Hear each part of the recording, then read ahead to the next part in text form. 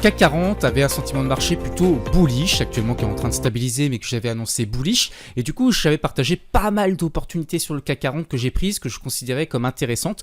Alors c'était principalement sur des actions à dividendes parce que mon PEA est plus orienté stratégie dividende pour avoir des revenus passifs, mais en fait quand tu investis bien sur une stratégie dividende, le but aussi c'est surtout d'avoir des plus-values à un moment donné, puisque ça veut dire que tu as bien acheté tes actions à dividendes à des bons prix, et donc que tu as un rendement qui est intéressant, et donc aussi que tes actions, si elles sont de qualité, elles peuvent se valoriser dans le temps.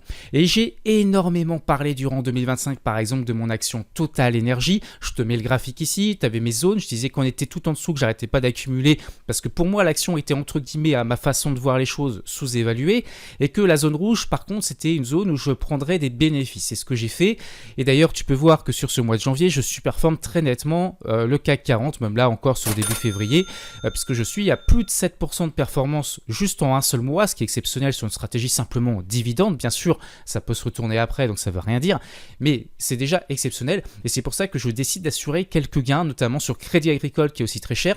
Crédit Agricole, je te mets le graphique, tu vois, Crédit Agricole a beaucoup progressé aussi. Mais la question que j'ai envie de te poser, c'est que le problème, c'est que tu regardes, j'ai à peu près 10%, on va dire, sur Total Energy, 10% sur Crédit Agricole. Mais est-ce qu'il y a vraiment un intérêt du coup à prendre des plus-values latentes puisque les dividendes sont généreux? C'est-à-dire que dessus, je dois avoir entre 5,6 et 6,5% de rendement sur dividendes, suivant l'action. Crédit Agricole verse des dividendes généreux aussi, comme Total Energy. Et du coup, si tu réfléchis bien, admettons même, partons du principe qu'on n'est que à 5% de rendement. Mais au bout de 3 ans, au bout de 5 ans même, ça veut dire que je serai à plus 25% de plus-value.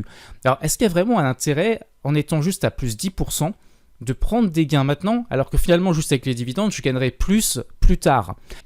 Donc du coup, n'hésite pas à me donner ton avis. La question c'est, est-ce qu'il y a vraiment un intérêt dans ces cas-là à prendre des plus-values latentes quand les actions qu'on a investies à dividendes sont beaucoup montées, pour libérer du cash, se protéger en cas de retournement de marché, et puis pourquoi pas pour réinvestir beaucoup plus bas lorsque ces valeurs corrigeront. Parce que quelque part, si ces valeurs te versent par exemple 6% de rendement, ça veut dire qu'au bout de 3 ans, tu es quasiment à 18%, voire 20% de gains juste avec les dividendes.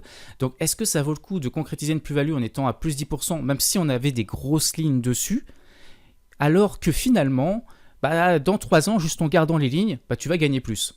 C'est la question qu'on peut se poser. Mais moi personnellement, j'ai voulu faire un entre-deux. J'ai pas voulu clôturer les positions et prendre par exemple Total Energy. J'avais quasiment 2000 € de plus-value, ce qui aurait été génial pour débuter mon année puisque ça m'aurait fait une belle perf. J'ai décidé juste de réduire mon exposition. Donc j'en ai gardé quand même beaucoup du Total Energy. J'ai peut-être réduit de 3 à 4000 €, mais ça me permet d'avoir du cash. Et donc ce cash, je pourrais l'injecter plus tard lorsque ces valeurs me paraîtront de nouveau intéressantes et sous mes zones de price power. Donc ça, c'était pour faire le petit point sur ces deux valeurs. Tu peux voir aussi que Air Liquide, que j'en ai encore parlé dans ma VH de mardi, j'arrête pas d'en parler en ce moment, comme ZTS d'ailleurs sur le marché américain.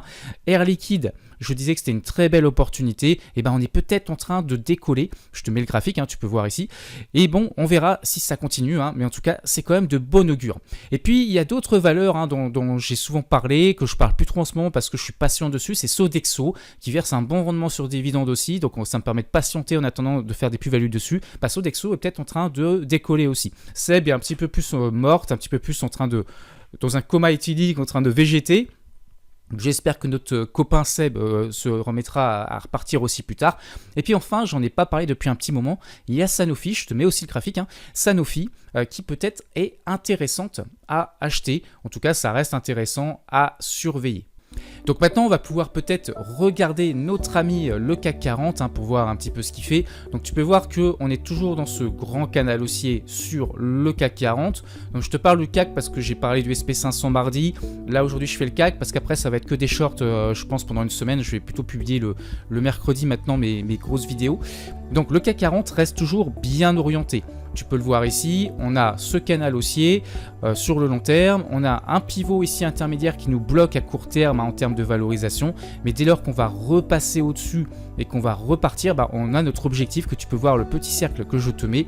Ça c'est l'objectif entre guillemets que j'ai sur le CAC 40, ou peut-être que là je réduirai encore un petit peu plus d'ailleurs mes positions sur Air Liquide, Total Energy, etc. si je ne l'ai pas fait avant, si elles ne sont pas déjà valorisées suffisamment. Donc voilà, là tu as mes zones clés en tout cas sur le CAC 40. Total Energy, on est en plein sur le pivot comme tu l'as vu tout à l'heure. En tout cas, voilà, je vais te laisser aujourd'hui sur cette vidéo. C'est une vidéo vraiment très courte que je voulais faire. Mais n'hésite pas à me donner ton opinion là-dessus. Qu'est-ce que tu ferais à ma place? Est-ce que du coup tu encaisserais des plus-values partielles? Est-ce que tu encaisserais la totalité de tes positions en te disant ça y est, on fait plus 7%, on surperforme très nettement le CAC 40? Je clôture tout, je suis à l'abri, j'ai pris mes gains, c'est génial. Et j'attends une vraie correction de marché dans le futur. Mais moi, ce qui me dérange, c'est que là, on est encore une fois en bull market sur le CAC 40. Donc ça serait dommage de clôturer ces positions maintenant. Je te souhaite une excellente journée sur la chaîne de Druid. Pense à liker, t'abonner et on se retrouve très bientôt. Bye bye.